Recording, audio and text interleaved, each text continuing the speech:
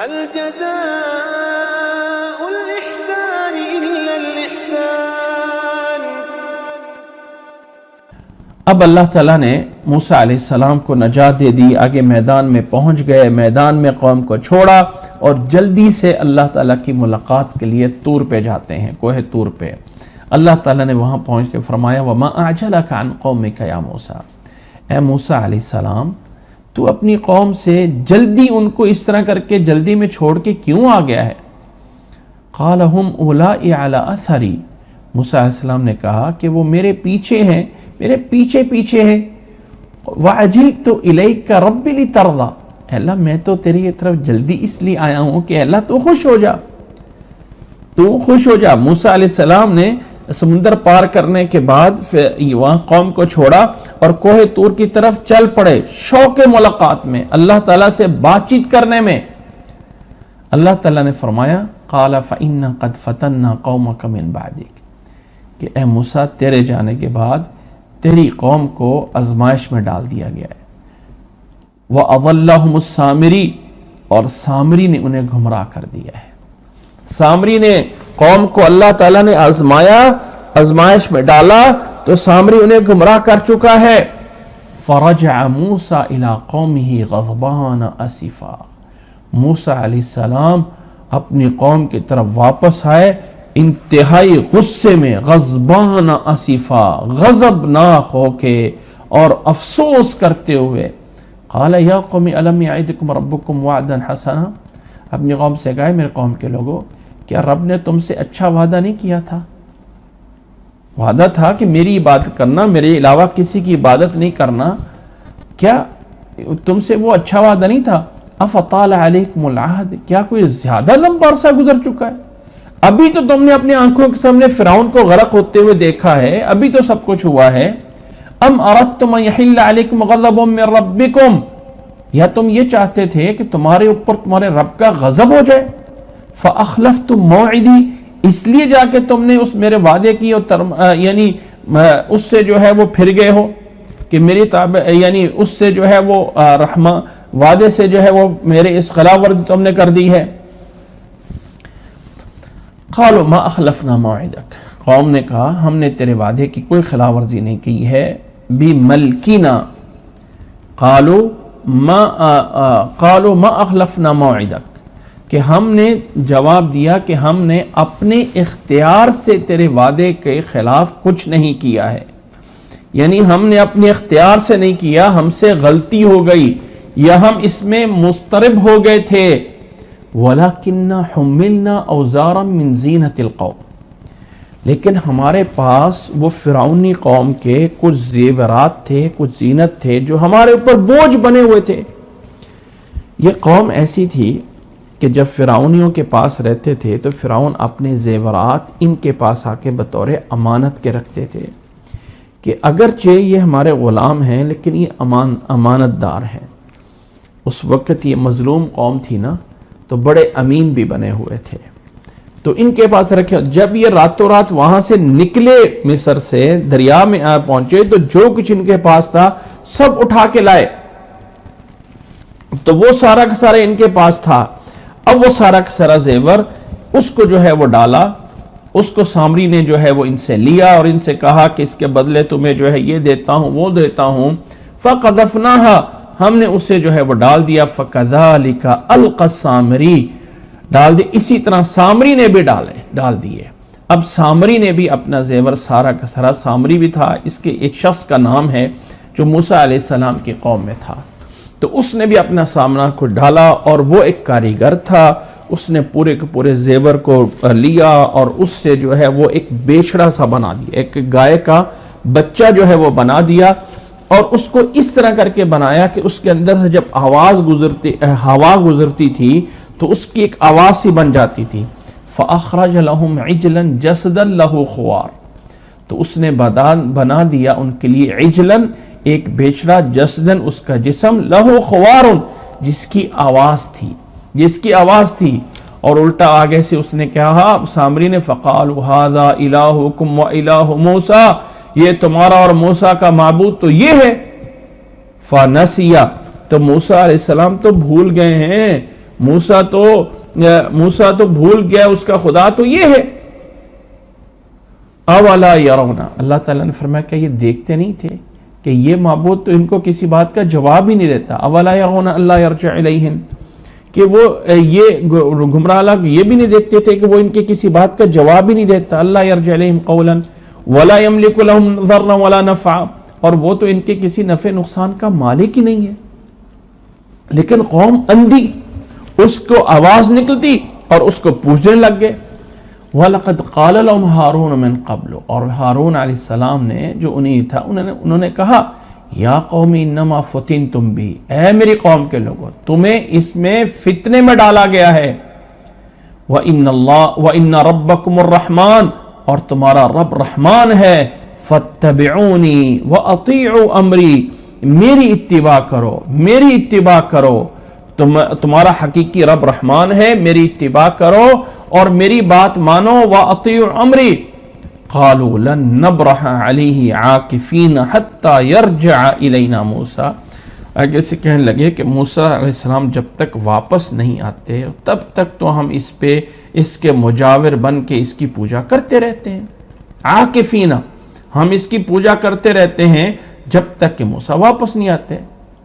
اب موسیٰ علیہ السلام نے آ کے کہا یا ہارون، قال یا ہارون ما منعک اذ رأیتہم ضلوا، اے ہارون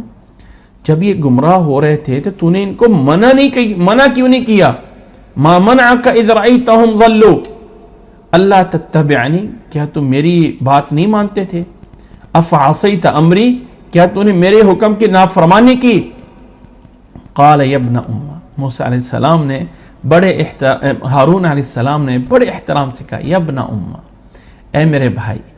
اے میری ماں کے بیٹے، لا تاخذ بلحیتی، میری داڑھی کو مت پکڑیں، ولا برأسی، اور میرے سر کو نہ پکڑیں، انی خشیتو، یہ تو میں ڈر گیا تھا، یہ میرے قتل کے در پے ہو گئے تھے، یعنی فرمانے لگے کہ میں تو یہ ڈر گیا تھا کہ میرے اس کہنے کی وجہ سے ان کے دو گروہ ہو جائیں گے اور آپس میں لڑائیاں کر کے قتال تک نہ پہنچ جائیں۔ انی خشیت ان تقول فرقت بین بنی اسرائیل، کہ میں تو یہ ڈر گیا تھا کہ تو آ کے مجھے کہیں یہ نہ کہہ دے کہ فرقت بین بنی اسرائیل، کہ بنی اسرائیل کے درمیان تم نے جدائی ڈال دی ہے۔ وَلَمْ تَرْقُبْ قَوْلِي، اور میری بات کا انتظار بھی نہیں کیا، تفرقہ ڈال دیا ہے اور میری بات کا انتظار بھی نہیں کیا۔ فرمان لگے مجھے تو یہ بھی ڈر ہو گیا تھا۔ قَالَ فَمَا خَطْبُكَ يَا سَامِرِيُّ، اب موسیٰ علیہ السلام اپنی قوم کو بھی ڈانٹا، واپس آ کے سامری کو بھی ڈانٹا، یعنی اپنے بھائی سے بھی جواب لیا، اب سامری سے مخاطب ہوئے۔ اچھا یہ اصل میں بیچڑا تھا کیا؟ اس کی آگے مزید کچھ وضاحت آ جائے گی کہ اس قوم کے پاس جو سونا تھا، جو جواہرات تھے، سامری ایک سنار تھا، اس نے اس کا گھڑ کے ایک بیچڑا سا بنا دیا، اس کے اندر سے آواز گزرتی تھی تو اس میں جو ہے ایک آواز سے نکلتی تھی۔ دوسرا یہ ہے کہ اس کے بارے میں یہ کہا جاتا ہے کہ یہ بڑا صوفی ٹائم قسم کا تھا، جو اپنے آپ کو ایسے جنات اور ایسی چیزوں کے ساتھ منسلک کرتا تھا۔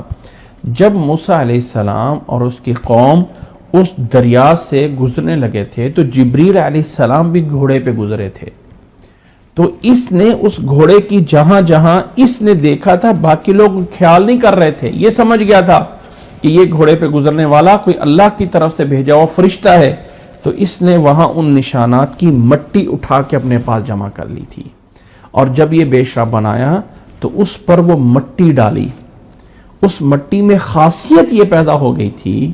یا آپ سمجھ لیں کہ اس مٹی کے خاصیت پیدا ایسی ہوگی بیشرے میں کہ جس میں اس سے آواز نکلنا شروع ہوگی۔ قال بصرت بما لم يبصروا بی، اب آگے سے سامری نے کہا وہی کیا، قال بصرت بما لم يبصروا به، کہ سامری نے کہا میں نے وہ چیز دیکھ لی تھی جس کو انہوں نے نہیں دیکھا تھا، میں نے وہ چیز دیکھ لی تھی جو چیز انہیں نہیں دکھائی دی گئی تھی، یعنی وہ اس وقت جب دریا سے گزر رہے تھے۔ فَقَبَضْتُ قَبْضَةً مِّنْ أَثَرِ الرَّسُولِ، تو وہ اللہ کا جو فرسادہ بھیجا ہوا رسول تھا، فرشتہ تھا، اس کے نقش قدم میں سے ایک مٹھی میں نے مٹی کی اٹھا لی تھی، قبضت قبضتاً من اثر الرسول فنبذتها، میں نے وہ اس میں ڈالی، وَكَذَلِكَ سَوَّلَتْ لِي نَفْسِي، بس یہ بات مجھے ایک بھلی سی لگی، یعنی ایسا نہیں ہے کہ میرے پاس کوئی ایسا طریقہ تھا، بس مجھے ایک دل کے اندر یہ بات آئی اور ظاہر ہے کہ شیطان نے ڈالی۔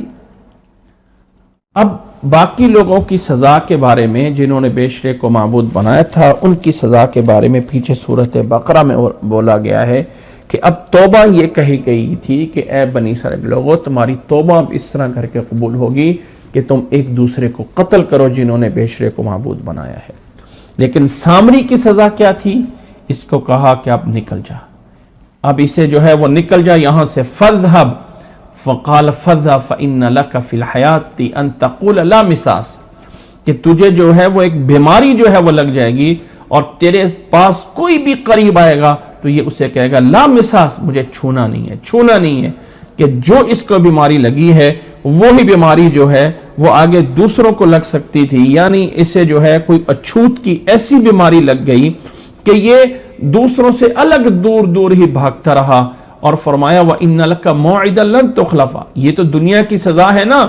اور ایک تیرے ساتھ وعدہ ایسا ہے جس کی خلاف ورزی نہیں ہوگی، وَانظُرْ إِلَىٰ إِلَٰهِكَ الَّذِي ظَلْتَ عَلَيْهِ عَاكِفًا، اور دیکھ اپنے اس معبود کی طرف جس کے آگے جو تو ہے جھکا رہا تھا،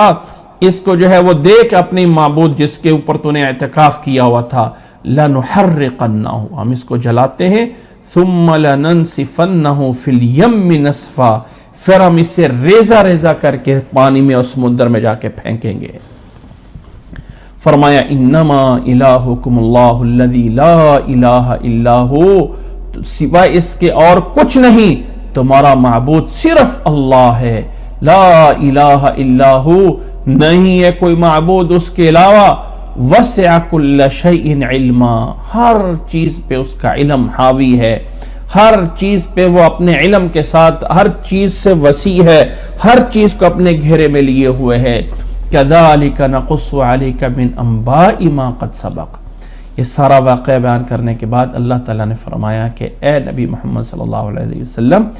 اس طرح کر کے ہم آپ پہ پہلے لوگوں کے واقعات بیان کرتے ہیں، نقص علیک، ہم بیان کرتے ہیں آپ پہ، من انباء ما قد سبق، پہلے لوگوں کے انباء، پہلے لوگوں کے واقعات، وقد آتیناک من لدنا ذکرا، اور فرمایا ہم آپ کو اپنی طرف سے نصیحتیں عطا کر چکے ہیں، اور ومن اعرض عنہ، جو کوئی ہماری اس نصیحت سے اعراض کرے گا، فإنہ یحمل یوم القیامت وزرا، وہ یقیناً قیامت کے دن اپنا بھاری بوجھ اٹھائے ہوئے ہوگا، فإنہ یحمل، وہ اٹھائے ہوگا قیامت کے دن، وزرا، اپنا بوجھ، خالدین فیہا، ہمیشہ